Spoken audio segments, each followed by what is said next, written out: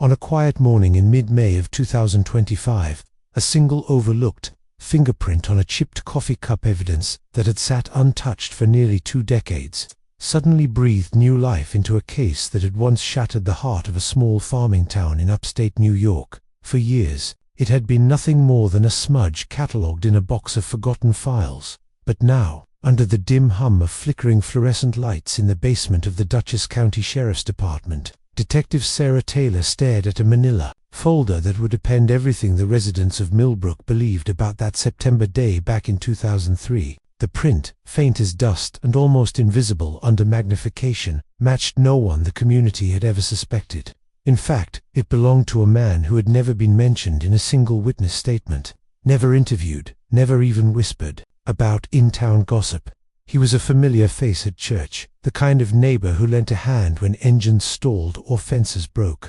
And he had even stood shoulder to shoulder with grieving family members at Margaret Brennan's funeral, carrying her casket as though he too bore the weight of loss. The database match came after 3 relentless months of comparisons, finally surfacing in Florida's DMV records with a name that knocked the air from Taylor's lungs: Robert Kennedy, 52 years old, last known to be living in Tampa. To Millbrook, though, he had always been Bobby, the quiet mechanic who had spent nearly a decade repairing tractors and hay balers across the county, including the Brennan farm's own equipment, just weeks before Maggie vanished. By 2004, he had disappeared without a trace, and no one had ever thought to ask why. Now his name glared back from the page, forcing open wounds that had never healed and dragging long-buried questions into the light. The discovery was not just about a fingerprint, it was about betrayal, about the chilling realization that evil sometimes hides in the most ordinary of places. Margaret Brennan wasn't merely another name in a file. She was the neighbor who brought casseroles to new families, who remembered every birthday, who made the town feel smaller in the best possible way. Her disappearance was not only a crime, it was the unraveling of innocence in a place where front doors were left unlocked and children played until the street lamps buzzed to life. The cup that would ultimately point to her killer had sat untouched in a climate-controlled evidence room, enduring 4 different sheriffs and a dozen budget delays that kept the department from upgrading its forensic tools sooner. Each year it waited, silent, holding the truth in its porcelain surface, while life in Millbrook carried on with a scar that never fully closed. Detective Taylor knew the case files by heart, yet Bobby Kennedy's name appeared nowhere. He was a ghost hidden in plain sight, a man who blended so seamlessly into the rhythm of small-town life that even in a population of fewer than 900 souls, investigators had overlooked him. The fingerprint told a story that words never had, a story etched into the ridges and valleys of human skin pressed against ceramic nearly 20 years earlier. A story that spoke of quiet mornings, ordinary routines, and a tragedy that no one saw coming. That September morning in 2003 had dawned golden and clear, the kind of crisp autumn day that seemed almost sacred. Maggie, as everyone called her, rose at 5:30 sharp, just as she had every day of her 12-year marriage, waking to the buzz of her husband David's alarm inside the white farmhouse that had sheltered 3 generations of his family. Their land stretched across 47 acres, rolling pastures dotted with black Angus cattle breathing steam into the cool morning air, the scent of hay mingling with the hint of winter waiting beyond the horizon. Maggie moved through her routine with a practiced grace, pouring coffee into her favorite white ceramic mug, the one with the chipped handle her daughter Katie had made in art class, while the old Mr. Coffee machine hissed and gurgled beside it. She cooked breakfast as sunlight crept through the kitchen window: 2 eggs over easy for David, scrambled for herself, and cereal for Katie, age 9, and Michael, just 6, who would tumble down the stairs any minute demanding pancakes. Instead, from the window, she could see the dirt road curling toward Route 44, where the occasional pickup rattled past on its way to morning chores. To anyone else, it was just another Tuesday. To Millbrook, it was the day innocence was stolen. Maggie stood at the kitchen window, her breath curling into the morning chill and fogging the glass as the steam from her coffee rose in slow ribbons. Beyond the pane, the hills that cupped Millbrook in their embrace glowed gold beneath the climbing sun, as if nature itself sought to shelter the valley in protective arms. Though she had grown up in Syracuse, 15 years in this small town had given her the instinct of a farmer's wife. She could read the sky as though it were scripture. The pale wash of light told her frost would settle hard by week's end, and rain might arrive before dusk. At 7:15, her day began its familiar rhythm, a quick kiss for David as he headed out to check cattle, a reminder for Katie not to forget her lunch money, and a search under the kitchen table for Michael's missing sneaker. She waved from the porch as the yellow school bus swallowed her children into its bright belly and disappeared down the bend in the dirt road. With their laughter fading, silence settled heavy around the farmhouse. She thought she'd spend her morning in the vegetable garden, pulling the last stubborn tomatoes from their vines, but something restless tugged at her, leading her back inside for another pour of coffee. At 8:40-7, the phone's ring cut through the quiet. Her sister Linda was on the line from Albany, chatting about their mother's upcoming birthday cake flavors, guest lists, details that usually delighted Maggie. But that morning, her responses wandered, distracted.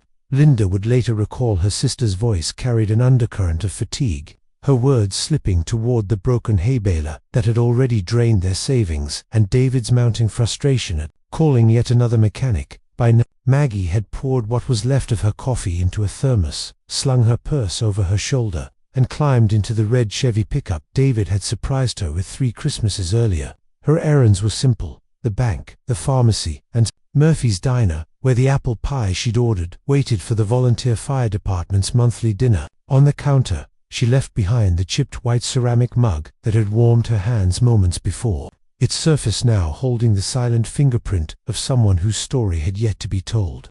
Hours later, as the school bus wheezed to a stop at the Brennan driveway, David was still out checking fences along the eastern pasture. From a distance, he heard his children's voices drift across the field, Katie's bright and sharp, Michael's tumbling with excitement over some playground adventure. It eased his frustration over the broken baler and the $800 they didn't have to spare. Smiling faintly, he headed back, expecting the comforting scene of Maggie in the kitchen, her apron dusted with flour, helping the kids with homework while dinner simmered on the stove. Instead, he found Katie standing in the entryway, backpack still strapped, her small voice echoing in the empty house as she called for her mother. Each unanswered mum grew smaller, thinner. Michael, unconcerned, had already discovered the cookie jar, crumbs dotting his chin. David's eyes fell on the white ceramic mug still on the counter. The coffee inside dried to a brown ring at the bottom. Unease prickled in his chest. Maggie never stayed late in town, not without calling. Not when she was expected back with the pie for the dinner she'd never once missed in 12 years. Katie mentioned that Mrs. Henderson had spotted her at the bank that morning, but that only deepened his dread. A call to Frank Murphy confirmed she had picked up her order around 11:30. She'd been quiet, he said, but nothing about her struck him as unusual. By 5 o'clock, worry had hardened into fear. He called Linda, hoping Maggie had impulsively driven to Albany, but she hadn't heard from her since their earlier conversation. Panic tightening his chest, David loaded the children into his truck and retraced every mile of the route to town, knuckles white on the steering wheel as he scoured the roadside for the red Chevy. Just as the valley surrendered to twilight, they found it pulled neatly onto the shoulder of Route 44, 3 miles from Murphy's Diner. The truck faced the valley, positioned almost as though Maggie had stopped to admire the way Patterson Creek glimmered below in the fading light. But the driver's seat was empty, and the silence inside the cab whispered of something far darker than a stolen moment of peace. The engine was still humming when David found the truck, the driver's side door gaping open like a scream frozen in time. On the passenger seat sat Maggie's purse, her wallet untouched, $73 in cash neatly folded inside, as if waiting for her return. Next to it rested a white ceramic diner cup, the coffee inside long since gone cold, its bitter scent mingling with the evening air. For several endless minutes David stood rooted in place, his mind unable to reconcile the ordinary with the unthinkable. In the back seat of his pickup, Katie's quiet sobs filled the silence, while Michael's innocent voice repeated the question that broke David's heart. Why was Mummy's truck here? But Mummy wasn't. The key still dangled in the ignition. The radio still played the country station Maggie loved, Patsy Cline's voice drifting into the dusk with haunting lyrics about walking after midnight. At last, David reached trembling fingers to silence the engine before calling Sheriff Tom Gallagher, his words jagged and broken as he tried to explain that his wife had somehow vanished into thin air. Gallagher a man whose steady frame and weathered face had earned the county's trust, had kept order through bar fights, drunken wrecks, and the occasional burglary in his 23 years of service. Yet nothing could have prepared him for the hollow sight of Margaret Brennan's truck sitting abandoned on Route 44, a riddle without an answer. The scene betrayed no struggle, no shattered glass, no scuff marks in the dirt, no evidence of violence. It was as if Maggie had stepped out of existence, her life suspended mid-second. Within hours, Gallagher's steady voice galvanized the region. He called in favors from 3 surrounding counties, transforming what had begun as one man's dread into a full-scale emergency operation. By nightfall, 2 state police bloodhounds were on the ground, a helicopter from Albany scoured the valley, and 47 volunteers combed the fields, each drawn by the ripple of fear that spread through Millbrook like wildfire. By dawn, the number of searchers swelled past 200, nearly a quarter of the county's population, all driven by one unifying need: to bring home a woman who had touched every corner of their community. They formed grids that stretched across 15 square miles of unforgiving terrain. Dense forests concealed shadows that might hide truth for decades. Creek beds twisted into Patterson Creek, deep enough to swallow secrets whole. Abandoned barns stood like silent sentinels, each with corners that could conceal evidence or something far worse. Volunteers locked arms, walking rows through 8-foot cornstalks, shouting Maggie's name until their voices frayed into hoarse whispers. For a fleeting moment, hope surged. The bloodhounds caught her scent near the truck, pulling handlers toward the woods, noses low, bodies taut with urgency. The trail, however, dissolved at a narrow stream that fed into Patterson Creek, as though water itself had conspired to wash away her path. Still, the town refused to let go. Frank Murphy, who hadn't closed his diner once in 15 years, shut down his grill and joined the lines of searchers, his thermoses of coffee and sandwiches fueling weary volunteers. Churches lit candles that burned through the night, their congregations taking turns in prayer. At the elementary school, the counselor worked overtime, trying to explain to Katie and Michael what even adults could not understand, that their mother had disappeared into silence. David searched with the haunted determination of a man who believed sheer willpower might bend reality, his frame growing thinner with each fruitless mile. By Friday, the scope had widened to include dive teams in Patterson Creek and Queechy Lake, while helicopters swept the hills with thermal imaging. Cadaver dogs arrived silent, efficient, their very presence forcing neighbors to confront possibilities they dared not name. Reporters soon descended from Albany and Poughkeepsie, cameras pointed like weapons, their relentless questions cutting into the grief of a town already stripped bare.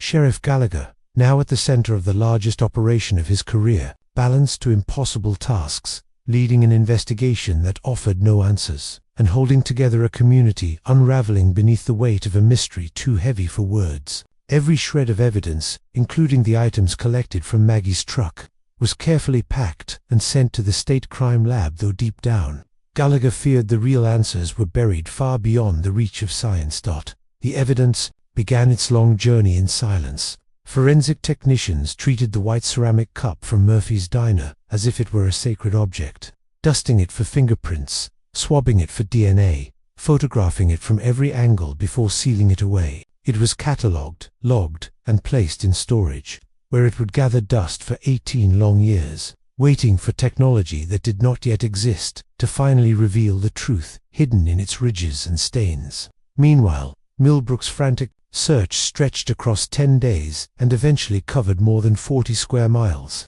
But Margaret Brennan remained as intangible as smoke. Volunteers returned to their jobs and chores, but for months afterward many detoured along back roads, eyes scanning the ditches and fields, clinging to the faint hope of seeing something, anything that might explain why a woman so rooted in their lives had simply vanished from a road she had driven 1,000 times before.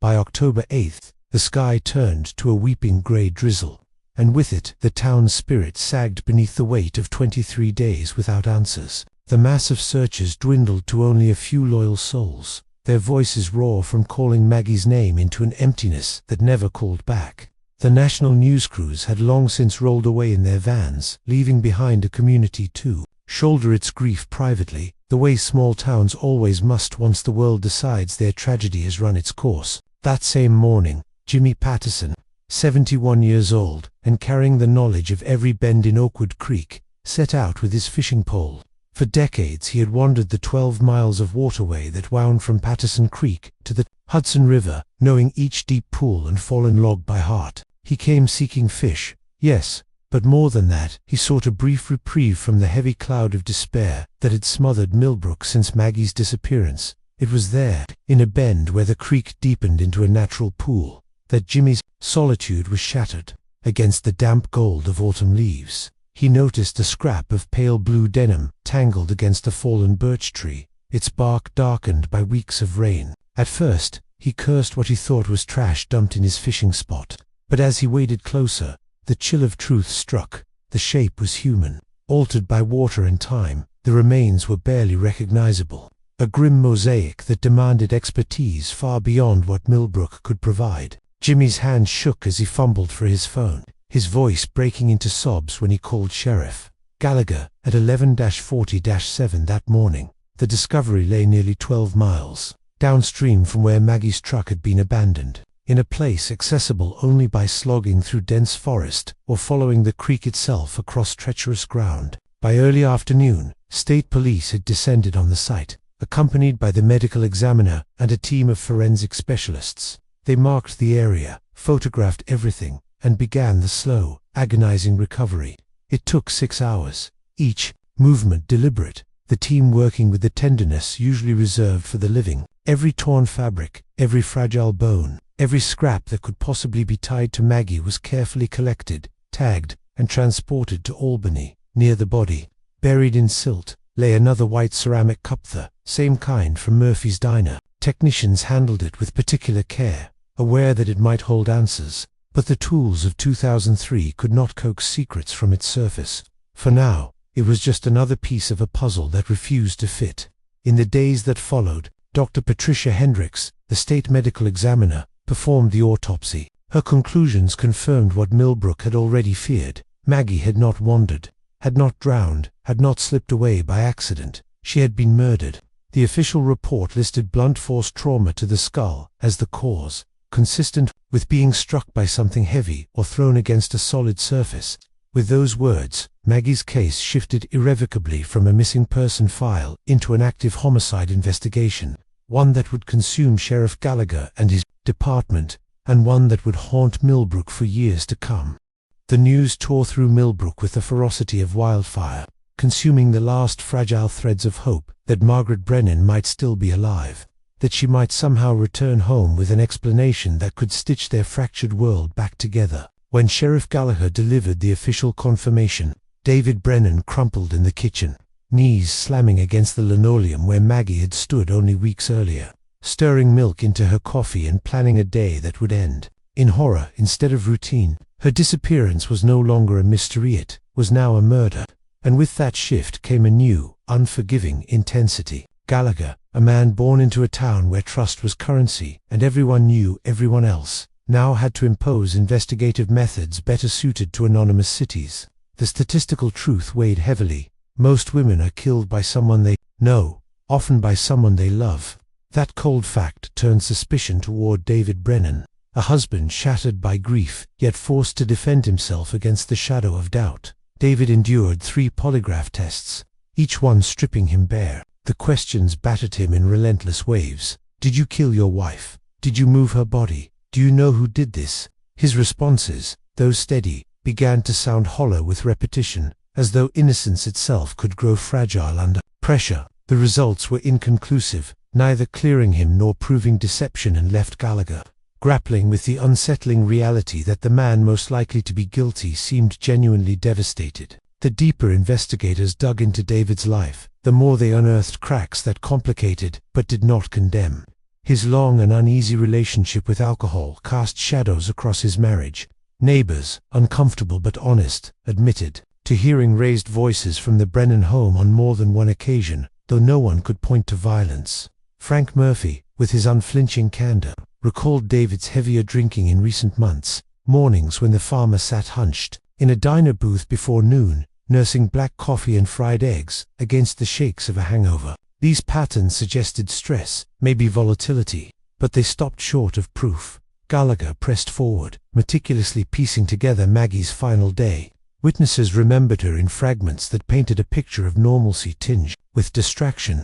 A bank teller recalled her deposit at 10:30. Nothing unusual except a faraway look in her eyes. A pharmacy clerk recounted filling her blood pressure medication, a routine task devoid of drama.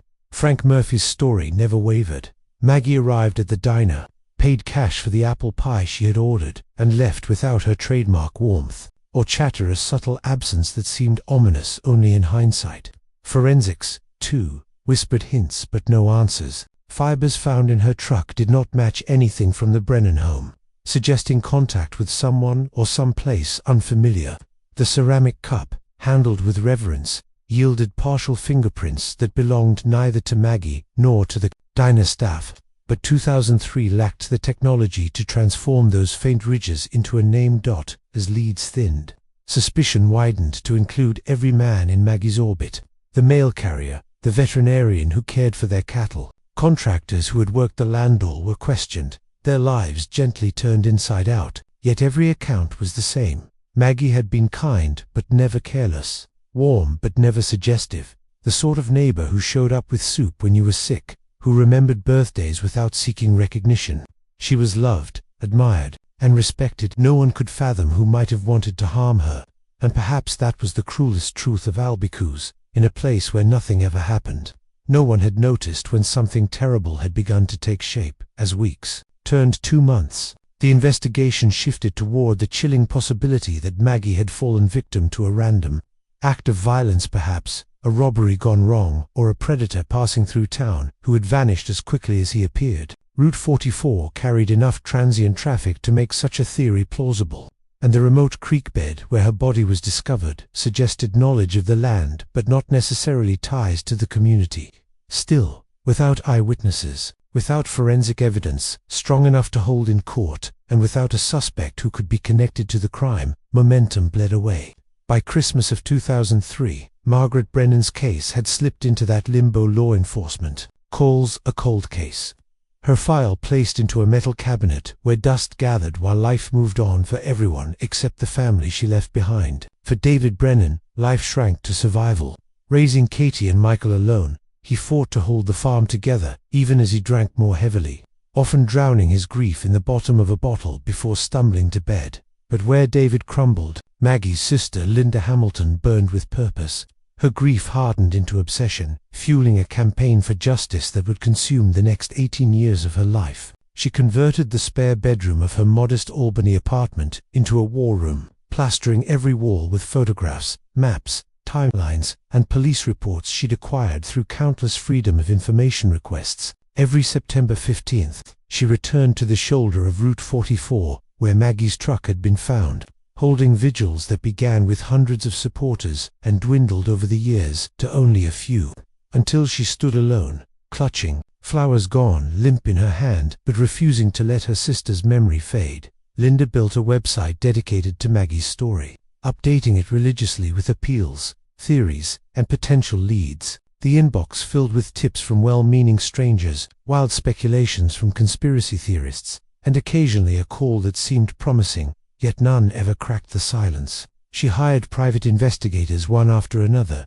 each one draining her modest teacher's salary until she was forced to take a second mortgage on her home. Each promised breakthroughs with fresh eyes, but every one of them, eventually, hit the same dead ends that had stymied Sheriff Gallagher: a case without enough physical evidence, without testimony, without a clear path forward. Still, Linda refused to surrender. She attended forensic science conferences, scribbling notes about the latest advances in DNA testing, fingerprint enhancement, and digital evidence recovery. She badgered the sheriff's department so relentlessly that deputies began avoiding her calls, tired of repeating the same empty reassurance that the evidence had been reviewed again and again with no new results. She wrote letters to television producers, documentary filmmakers, and true crime podcasters, begging them to shine a light on Maggie's story, offering her files, her time, her voice, anything to bring attention to the sister the world had forgotten. The toll of this devotion carved itself into her life. Linda never married, never had children, never allowed herself the distractions of hobbies or relationships. She poured everything into the investigation, her identity shrinking, until she became known less as a teacher than as the woman obsessed with her sister's murder. At the elementary school where she taught 5th grade, colleagues watched the vibrant, energetic educator they once knew fade into someone hollow-eyed, someone who seemed to live only for weekends and holidays. When she could return to her true calling, chasing shadows in search of justice, her files grew into towers, chronicling every resident of Millbrook in 2003, charting their movements through social media, public records, and rumor. Linda was convinced, turdily certain, that Maggie's killer wasn't a stranger who drifted in and vanished, but someone still hiding in plain sight, shielded by the quiet anonymity of small-town life. Linda's devotion to her sister's memory came at a cost she could never have foreseen. Her relentless pursuit of answers strained her relationship with David until it finally snapped. Her brother-in-law stopped answering her calls, weary of conversations that always circled back to the case, and quietly stung by her unspoken judgment that he hadn't fought hard enough for Maggie. Katie and Michael, once comforted by their aunt's presence, began to dread her visits. Instead of warm embraces or light-hearted distractions, Linda brought questions that sliced open old wounds, dragging them back into memories they were desperate to bury. By the year 2020, Linda was 58 years old but carried herself as if she were closer to 70. Her hair had gone silver too soon, her eyes hollowed by sleepless nights, her face carved with lines of disappointment. Nearly half her life had been consumed by chasing shadows, following leads that crumbled under scrutiny, and nursing theories that never survived the light of day.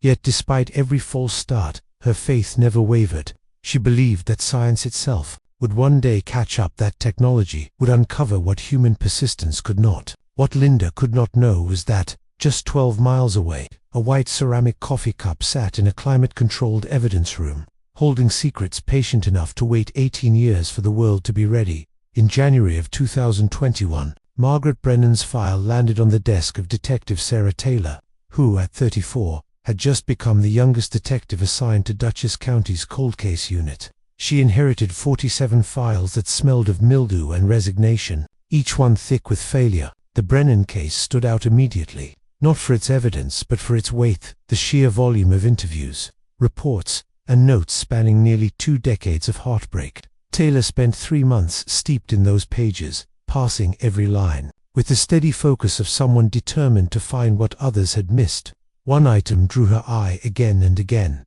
the coffee cup from Murphy's Diner. The original 2003 report mentioned several partial fingerprints, none of which could be identified with the forensic tools of the time.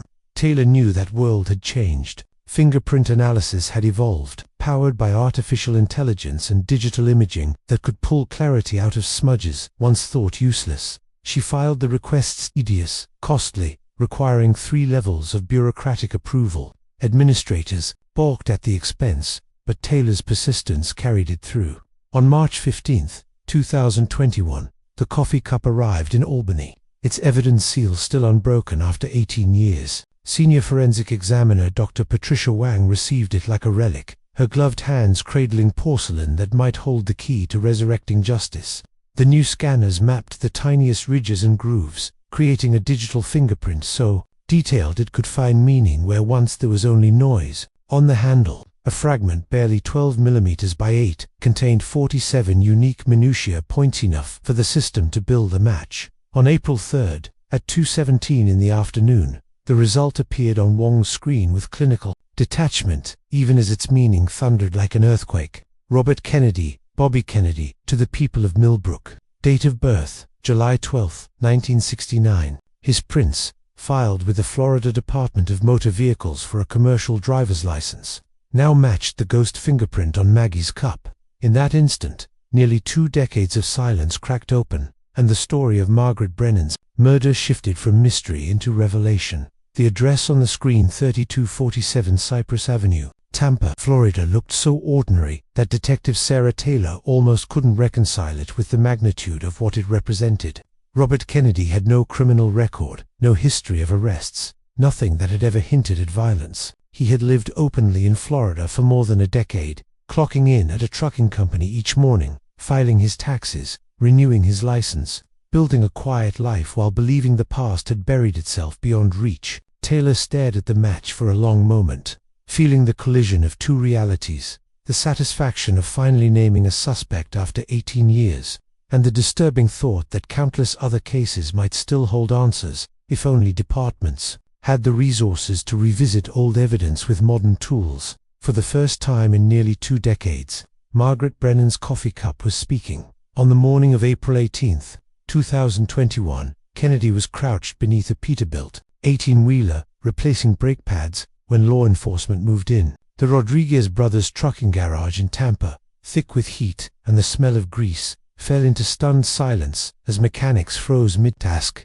Kennedy looked up, wiping his hands on a rag, to see Detective Taylor flanked by Hillsborough County deputies. When she identified herself and announced the charged murder of Margaret Brennan, his expression was not fear but confusion. "Who is Margaret Brennan?" he asked softly, voice carrying what seemed to be genuine bewilderment. The metallic snap of handcuffs echoed through the garage as air guns hissed to silence and colleagues stared at the man they thought they knew. Extradition took 6 weeks. Weeks Kennedy spent in a Florida jail cell, insisting he was innocent. His public defender fought to block the transfer, pointing out that a partial fingerprint was not proof of murder. Meanwhile, Taylor combed through his past. What she found was maddeningly ordinary. A man who paid his rent, who worked long hours without complaint, who never quarreled with co-workers. Dependable, forgettable. Nothing about him fit the profile of a killer. On June 2nd, Kennedy was transported back to Dutchess County in a sheriff's van that retraced the same rural route Maggie Brennan had driven on her final morning 18 years before. Taylor knew the interrogation would be the crucible. The sheriff's department had outfitted its interview room with high-definition cameras and sensitive microphones designed to catch every twitch, every flicker of hesitation. For 6 hours, Kennedy's story never wavered. He denied ever setting foot in Millbrook. He swore he didn't know Maggie. His confusion seemed so consistent, so convincing, that even Taylor's certainty began to crack. His attorney seized on the gaps, repeating like a mantra, "A fingerprint doesn't prove murder. There could be an innocent explanation." But during the 7th hour, Taylor changed course. She stopped talking about evidence and started talking about Maggie, not as a name in a file, but as a woman, a wife, a mother who made casseroles for sick neighbors, who remembered birthdays, who raised 2 children who still carried the ache of her absence. Taylor described Katie and Michael growing up without their mother, David Brennan drowning himself in whiskey until it killed him, Linda Hamilton hollowing out her life in pursuit of justice. The sterile room filled with the weight of what had been lost. For the first time, Kennedy's composure cracked. His shoulders sagged, his gaze dropped to the table, and when he finally spoke, his voice was low, almost broken, as though the words had been buried for nearly 2 decades. He admitted that in 2003, he had been working across Dutchess County, moving from farm to farm, fixing broken machinery. It was the first thread of truth he had offered, and Taylor knew she had found the seam in the armor he had worn for 18 long years. Robert Kennedy's confession came haltingly, as though dragged out of some dark corner of memory he had tried for years to bury. He admitted driving from job to job in an old pickup truck he had long since sold, remembered stopping at Murphy's Diner on September 15th for coffee and breakfast, remembered watching a woman sitting alone at a corner table. Something about her quiet, vulnerable, accessible drew him. He confessed to following Margaret Brennan's red Chevy when she left, tailing her so closely she was forced to pull over.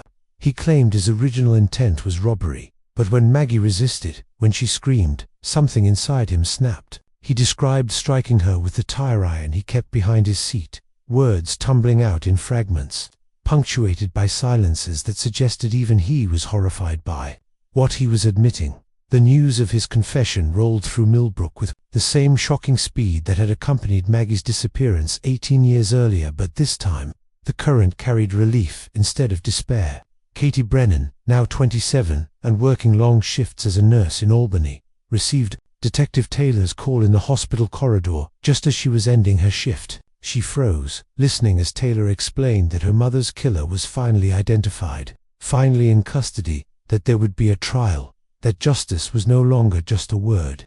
Michael, living 34 miles away in Kingston and pursuing a degree in computer programming, heard his own phone buzz as he sat debugging code. His hands shook as he saved his work and dialed Katie. both siblings confirming the impossible was finally real. Their father, David, had died 3 years earlier, his body succumbing to years of drinking. Never knowing the man responsible for his wife's death had been unmasked. Linda Hamilton was grading 5th grade math papers when the call came. Detective Taylor offered her the courtesy of a personal notification.